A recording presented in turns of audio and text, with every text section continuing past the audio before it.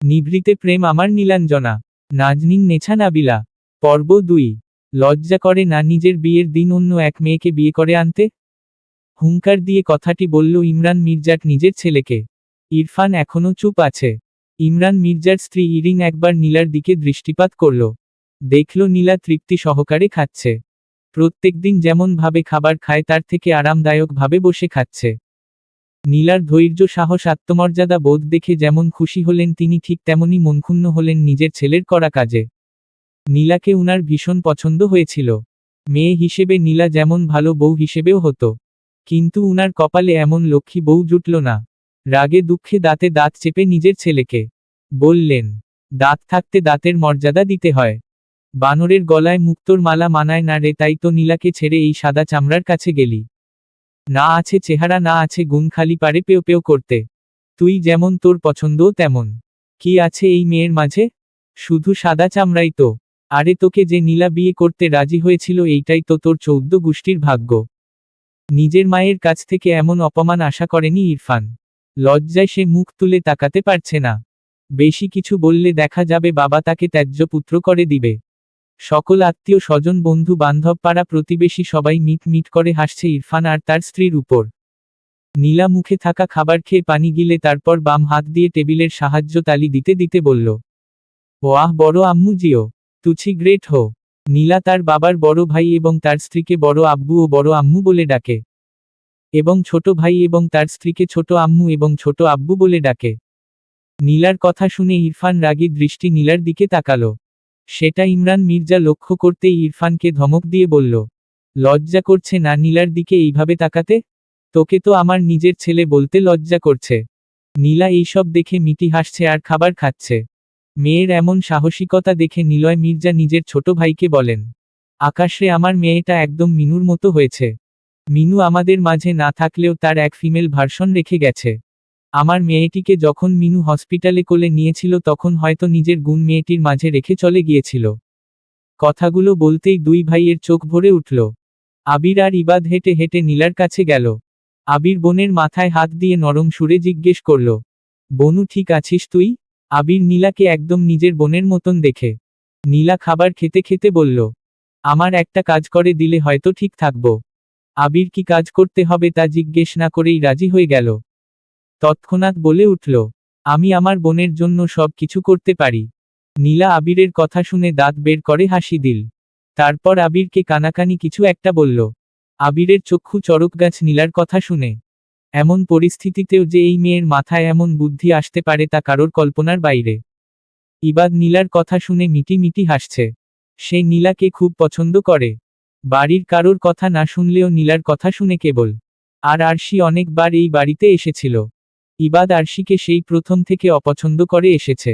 আবির আর ইবাদ বাড়ির পিছনের দরজা দিয়ে বের হয়ে গেল নীলার বলা মতন কাজ করতে। নীলার খাওয়া শেষ হতেই গলা ফাটিয়ে চিৎকার করে বলল, ছোট আম্মু চা দাও তো। রুবিনা আক্তার দেরি না করে চলে গেলেন রান্নাঘরে। বাড়ির সকল আত্মীয় স্বজনরা এখন ইরফান আর আরশিকেই ছিছি করছে। লায়লা ইসলাম স্বামীর কাছে গিয়ে ফিসফিস করে বললেন, এখন যদি আমাদের মেয়ে কান্নাকাটি করত, ভেঙে পড়ত, তাহলে সবাই তাকে দোষারোপ করত।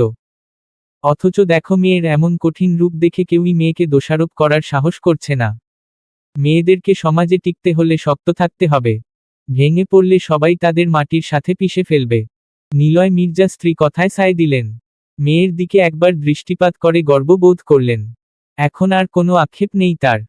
তার মেয়ে যেই জায়গায় ঠিক আছে সেই জায়গায় সে ভেঙে পড়া মানে মেয়েকে ছোট করা। তাই নিলয় মির্জা নিজেকে স্বাভাবিক করে স্ত্রীকে বললেন শক্ত থাকতে। মম খাবার দাও তো। শার্টের হাতা ফ্লোট করতে করতে সিঁড়ি দিয়ে নামতে নামতে নিজের মাকে বলল মিহাল। বাবা মায়ের একমাত্র সন্তান সে। মিহালের মা ছেলের আওয়াজ শুনে রান্না ঘর থেকে খাবারের ট্রে ড্রয়িং রুমে আনতে আনতে রাগান্বিত কণ্ঠে ছেলেকে বললেন, বেশি ইংরেজি ছাড়বি না আমার সামনে। মম টম না বলে মা বল রয়বি, নয়তো ডাকার প্রয়োজন নেই। মিহাল মায়ের কাছে এসে মাকে জড়িয়ে ধরে বলল, সব একই মম। ইসরাতুল ছেলের মাথায় হাত বুলিয়ে দিয়ে বললেন, হয়েছে আর তেল মালিশ করতে হবে না বাবু। খেতে বসো। মিহাল ভদ্র ছেলের মতন খেতে বসে পড়ল। সেখানে আগে থেকেই উপস্থিত ছিল মিহালের বাবা মুবিন খান। তিনি খবরের কাগজে মুখ গুজে ছিলেন। কিন্তু ছেলে আর বউয়ের কথাবার্তা ঠিকই তার কানে পৌঁছেছে। এইটা অবশ্য নিত্যদিনের ঘটনা, তাই তিনি বেশি পাত্তা দিলেন। খবরের কাগজ থেকে মুখ বের করে খাওয়ার দিকে মনোযোগ দিলেন। 3 জন চুপচাপ বসে খাবার খাচ্ছে। কেবল প্লেট এবং চামিচের শব্দ। মিহাল পানি খাচ্ছিল। মুবিন খান গলা খাকারি দিয়ে মিহালের উদ্দেশ্যে বললেন, তোমার সেই বেস্ট ফ্রে। উনার কথা সম্পূর্ণ হবার আগে মিহাল হাতে থাকা কাচের গ্লাস ফ্লোরে ছুঁড়ে ফেলল। সঙ্গে সঙ্গে কাচের গ্লাস বিকট শব্দে ভেঙে গুঁড়ো গুঁড়ো হয়ে গেল। ইসরাতুল ভয় কেঁপে উঠলেন। মুবিন খান নিজের ছেলেকে কিছু বলতে যাবে তার আগে মিহাল হনহনিয়ে চেয়ার ছেড়ে উঠে দাঁড়ালো এবং সামনের দিকে হাঁটা ধরল। দরজার কাছে গিয়ে দাঁড়ালো এবং পিছনে না ফিরেই শান্ত কণ্ঠে বলল, I'm sorry for my rough behaviour. সে যতই রুড হোক না কেন বাবা মাকে ভীষণ ভালোবাসে এবং শ্রদ্ধা করে। কথাটি বলেই অ্যাপার্টমেন্ট থেকে বের হয়ে গেল মিহাল। পিছনে রেখে গেল একজোড়া চিন্তিত মুখ। যদি সে পিছনে ফিরে তাকাতো তাহলে তার মা বাবা তার রক্তিম চোখ দেখে হয়তো ভয় পেয়ে যেত। সে অ্যাপার্টমেন্ট থেকে বেরিয়ে পাড়ি দিল তার গন্তব্যে। মুবিন খান স্ত্রীর হাতের উপর হাত রেখে সান্ত্বনা দেওয়ার জন্য বললেন, চিন্তা করো না, দেখবে একদিন সব ঠিক হয়ে যাবে। ইসরাতুল নীরবে চোখের পানি মুছে দীর্ঘ নিঃশ্বাস ছাড়লেন। হঠাৎ ফোন বেজে উঠল। মুবিন খান ফোন হাতে নিয়ে দেখলেন মা নামে সেভ করা। নিজের স্ত্রীর দিকে ফোন এগিয়ে দিয়ে বললেন, এই নাও, মায়ের ফোন এসেছে। মার সাথে কথা বলে মন হালকা হবে। এই বলে তিনি স্থান ত্যাগ করলেন। বড় আম্মু এবং বড় আব্বু, শুধু শুধু তোমরা নিজের ছেলে এবং ছেলের বউকে বাহিরে দাঁড়া করিয়ে রেখেছ। তাদেরকে বরণ করে ভিতরে আনো। নীলার কথায় অবাক হলেন ইমরান মির্জাট। কিন্তু কিছু বললেন না। এতক্ষণে রুবিনা গরম চা বানিয়ে নিয়ে এসেছে নীলার জন্য। নীলার হাতে চা ধরিয়ে দিতেই নীলা আবার অনুরোধের স্বরে বলল, ছোট আম্মু, একটু কষ্ট করে নতুন বর এবং বউকে বরণ করার ব্যবস্থা কর। নীলার কথা শুনে রুবিনার চোখ ভরে উঠল। ঠোঁট কামড়ে নিজের কান্না চেপে ধরলেন। এই মেয়েকে এখন তার সালাম করতে ইচ্ছে করছে। এমন পরিস্থিতিতে এতটা কঠিন থাকা সম্ভব নয়। কিন্তু এই অসম্ভবকে সম্ভব করল আজ নীলা। রুবিনা দেরি না করে বরণ করার জিনিসপত্র রেডি করতে লাগলেন। তারপর নিজের বড় জায়ের কাছে নিয়ে এসে ধরিয়ে দিলেন। ইরিন একবার নীলার দিকে তাকালো। নীলা নিজের চাচিকে চোখ দিয়ে আশ্বাস দিতেই তিনি দরজার দিকে এগিয়ে গেলেন। মুখে গম্ভীরতা বজায় রেখে ছেলে এবং ছেলের বউকে বরণ করে নিলেন। মিষ্টি খাওয়ানোর সময় ইরফানের মুখের ভেতর জোরে চামচ গুজে দিলেন। ইরফান কিছুটা পিছিয়ে গেল। ব্যথাও পেয়েছিল বটে। নীলা চেয়ারে বসে বসে চা খাচ্ছিল। এই দৃশ্য দেখে মুখ দেখে চা পড়ে গেল। আশেপাশে সবাই হেসে উঠল। নীলাও হাসতে লাগল। ইরফান চুপচাপ দাঁড়িয়ে সব কিছু সহ্য করে গেল। অন্যদিকে আরশির কোন কিছুই সহ্য হচ্ছে না। ভেবেছিল বাড়ির বড় ছেলেকে বিয়ে করেছে, সবাই তার মন মতো চলবে। অথচ এত বড় ছেলেকে নিজের মা বাবা সবার সামনে অপমান করছে, আর সে তো পরের বাড়ির মেয়ে।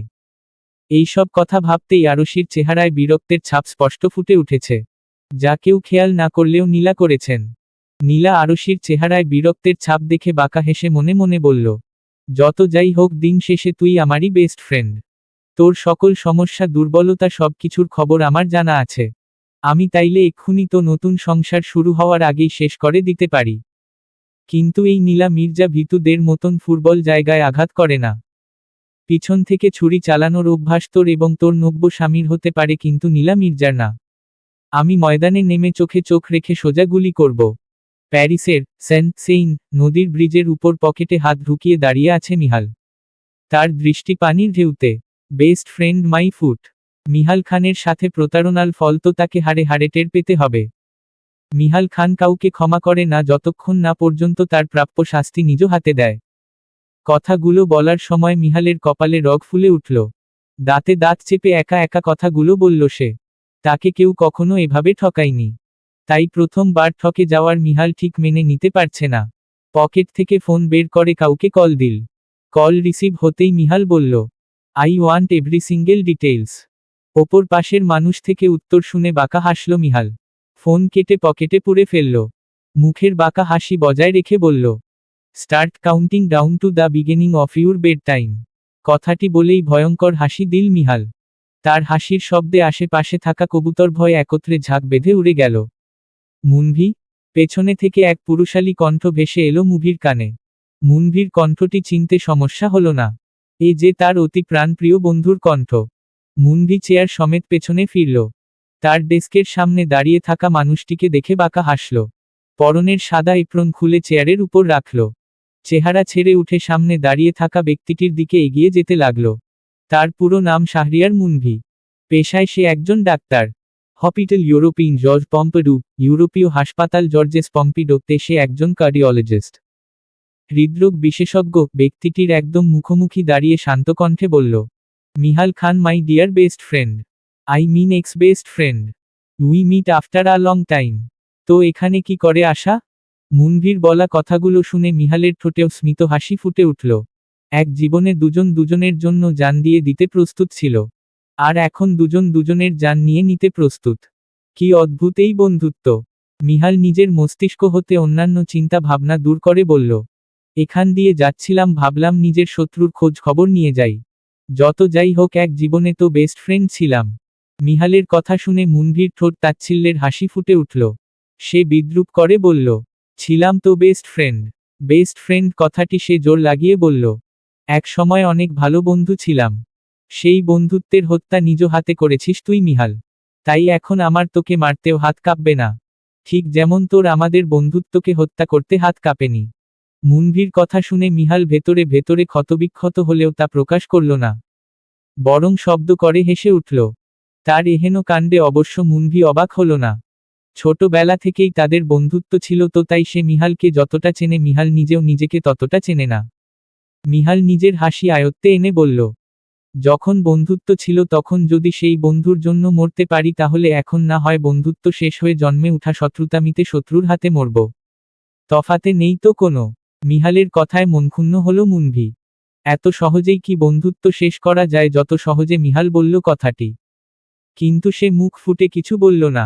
মুনভিকে চুপ থাকতে দেখে সায়ান শান্ত কণ্ঠে জিজ্ঞেস করল, মিনু আন্টি কেমন আছেন? মিহালের কথা শুনে মুনভি কিছুটা স্বাভাবিক হল। তারপর সেও শান্ত কণ্ঠে উত্তর দিল, আলহামদুলিল্লাহ ভালো। আমার সাথে যাই হোক না কেন, মা তোকে খুব ভালোবাসে। সময় করে বাড়ি আসিস। মিহাল যেন এই কথাটি শোনার অপেক্ষায় ছিল। কেবল মাথা নাড়িয়ে মুনভির কেবিন থেকে বের হয়ে এলো। বের হয়ে বাইরে থেকে দরজা মিশিয়ে দিল এবং নিজে দরজার সাথে পিঠ ঠেকিয়ে দাঁড়িয়ে রইল। চোখ বন্ধ করে ঘন ঘন নিঃশ্বাস নিতে লাগলো এবং যথাসম্ভব নিজের আবেগকে নিজের আয়ত্তে আনার চেষ্টা চালালো।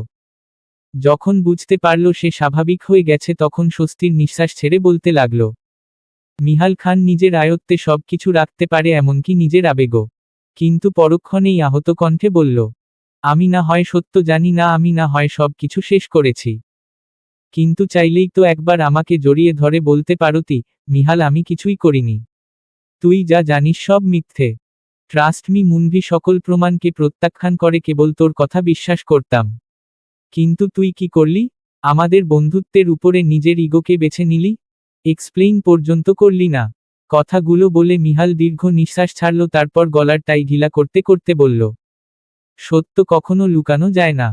খুব শীঘ্রই আমি সত্যি জেনে ছাড়ব। কিন্তু এই সবের মাঝে যে আমাদের বন্ধুত্ব নষ্ট হয়েছে তা কখনোই ঠিক হবে না।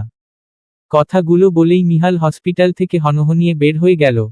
অন্যদিকে কেবিনের ভেতর বসে থাকা মুনভি আহত দৃষ্টিতে তাকিয়ে আছে দরজার দিকে। তারপর তাচ্ছিল্যের স্বরে বলল, ঠিকই তো, আগের মতন অধিকার দেখিয়ে পারমিশন না নিয়ে আমার কেবিনে ঢুকে পড়লি। অথচ যাওয়ার আগে একবারও পিছনে ফেরার প্রয়োজন বোধ করলি না। এই ছিল তোর বন্ধুত্ব? সত্য একদিন ঠিকই প্রকাশ পাবে, কিন্তু তখন অনেক দেরি হয়ে যাবে মিহাল। নীলা, আবির এবং ইবাদ মিলে ইরফান আর আরশির বাসর ঘর সাজাচ্ছে। বাড়ির সবাই অবাক না হয়ে পারছে না নীলাকে দেখে। নিলয় মির্জা দরজার ফাঁক দিয়ে দাঁড়িয়ে দাঁড়িয়ে মেয়েকে দেখছেন। চোখ উনার অশ্রুসিক্ত। হারিয়ে গেলেন পুরনো স্মৃতির মাঝে। অতীত। বড় আব্বু, দেখো না, ইরফান ভাইয়া তার এক বান্ধবীর সাথে কথা বলতে বলতে বাড়ি আসছে। 7 বছরের নীলা নিজের বড় চাচারা কাছে এসে উনার ছেলের নামে বিচার দিল। নীলার কথা শুনে উপস্থিত সকলে নীলার দিকে দৃষ্টিপাত করল। সেখান নিলয় মির্জা, ইমরান মির্জা, আকাশ মির্জা সকলের উপস্থিত ছিলেন। ইমরান মির্জা নিজের ভাইজিকে কাছে টেনে নিজের পাশে বসিয়ে আদুরে স্বরে বললেন, কেন আমার নীলা মার বুঝি কষ্ট হচ্ছে? নীলা মাথা নাড়িয়ে বলল, তুমিই তো বলেছিলে ইরফান ভাইয়ার সাথে আমার বিয়ে দিবে, তাই যাতে বড় হয়ে কখনো অন্য কোনো ছেলের সাথে কথা না বলি। তাহলে ইরফান ভাইয়া কেন অন্য মেয়ের সাথে কথা বলছে? কই, আমি তো কোন ছেলের সাথে কথা বলি না। আমি আমার জিনিস অন্য কারোর সাথে ভাগ করতে পারবো না। আমার মানে সেইটা সম্পূর্ণ আমার। নীলার এমন অধিকারী কথা শুনে সবাই অবাক হয়ে গিয়েছিল। পুরনো কথা মনে পড়তেই নিলয় মির্জার চোখ দিয়ে পানি গড়িয়ে পড়ল। 7 বছরের নীলা তার ইরফান ভাইয়ার সাথে অন্য কোনো মেয়েকে দেখতে পারত না। অথচ আজ 21 বছরের নীলা। অনেকেই বছর নিয়ে কনফিউজ, কারণ আমি একবার চেঞ্জ করে 23 দিয়েছিলাম। কিন্তু 21ই ঠিক আছে। নিজের হাতে তার ইরফান ভাইয়ার বাসর ঘর সাজাতে ব্যস্ত। এই দৃশ্য নিলয় মির্জা আর বেশিক্ষণ দেখতে পারলেন না। তার মেয়ে যতই শক্ত দেখাক না কেন নিজেকে, কিন্তু ভেতর ভেতর যে শেষ হয়ে গেছে তা তিনি বাবা হয়ে বেশ ভালোভাবেই বুঝতে পারছেন। চোখের পানি মুছে নিজের ঘরের দিকে পা বাড়ালেন। বরণ হবার পর যে তিনি সেই নিজের রুমে ঢুকেছিলেন, এরপর মাত্র বের হলেন মেয়ের খুঁজে। এখন মেয়েকে শক্ত হয়ে থাকতে দেখে তিনি আরো বেশি ভেঙে পড়লেন। আর মেয়ের সামনে নিজের ভেঙে যাওয়ার রূপ প্রকাশ করতে চান না বলে আপনার নিজের রুমে চলে গেলেন। পুরো রুম জবা ফুল দিয়ে সাজালো নীলা। টুকটুকে লাল রঙের জবা ফুল নীলার খুব পছন্দ। কিন্তু ইরফান জবা ফুল পছন্দ করত না বলে সে নিজের পছন্দকে বিসর্জন দিয়েছিল কোনো এককালে। আজ সে নিজের হাতেই ইরফানের বাসর ঘর জবা ফুল দিয়ে সাজালো। সাথে নীল রঙের জালি কাপড়, যাতে ইরফানের মনে হয় এইটা তার বাসর ঘর না, বরং সাজা পাওয়ার ঘর। আবির আর ইবাদ নীলার সাথে দাঁড়িয়ে পুরো রুমে ভালো করে চোখ বুলায়। আবিরের বুক মোচড় দিয়ে উঠল, আজ এইখানে তার বোনের থাকার কথা ছিল, অথচ নিয়তির পরিহাসের ফলে তার বোন এই রুম সাজালো। মুখ দিয়ে এক দীর্ঘ নিঃশ্বাস ছেড়ে তারপর নীলার উদ্দেশ্যে বলল, সাব্বাস নীলু সাব্বাস, এই না হলে আমার বোন। ইবাদ বলে উঠল, আয়না ঘরের দিন শেষ, বাসর ঘরকে সাজা ঘরে পরিণত করে হলো বাংলাদেশ। আবির শব্দ করে হেসে উঠল ইবাদের কথা শুনে। নীলা বাঁকা হাসল, তারপর বলল, এখন সবাই যার যার রুমে গিয়ে তৈরি হয়ে আসো। বাসর ঘরে ঢুকতে দেওয়ার আগে বরের কাছ থেকে টাকা নিতে হবে তো। আবির আরেক দফা অবাক হলো নীলার কথা শুনে। আজ যেন অবাক দিবস। কিন্তু কিছু না বলে আবির আর ইবাদ নিজেদের ঘরে চলে গেল। নীলা একবার চোখ বুলিয়ে নিল ঘরটাতে। চোখের কোণে তার জল জমেছে খানিকটা। নীলা রুমে থাকা ফুলগুলোতে আলতো করে হাত বুলিয়ে আহত কণ্ঠে বলল, আমায় কেন ধোঁকা দিলে ইরফান ভাই? আমি কি দোষ করেছিলাম? আমার সত্যিকারের ভালোবাসার এত বড় পুরস্কার না দিলেও পারতে। কোনো নজর নেই তোমার নতুন সংসারের প্রতি, আর না আছে কোনো অভিশাপ। কিন্তু তোমরা আমাকে এমনভাবে ভেঙে দিয়েছ যে এখন আমি নতুন নীলা হয়ে জন্মেছি। কিন্তু আমার মনের ভালোবাসা, বিশ্বাস, অনুভূতি, এগুলো আর কখনো কারোর জন্য জন্মাতে পারবে না। আমাকে এমনভাবে না ভাঙলেও পারতে। কথাগুলো বলতে বলতে নীলার চোখ দিয়ে অশ্রু গড়িয়ে পড়ার আগেই নীলা উপরের দিকে তাকালো। চোখের পানি চোখে রয়ে গেল।